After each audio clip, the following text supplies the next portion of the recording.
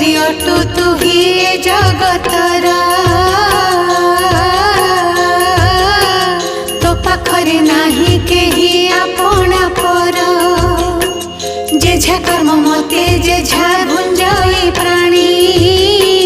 समस्ते तो प्रजा एका तू महाराणी तोते पूजा करे जेऊ घरर नारी से घरटी होई जाए सरगपुरी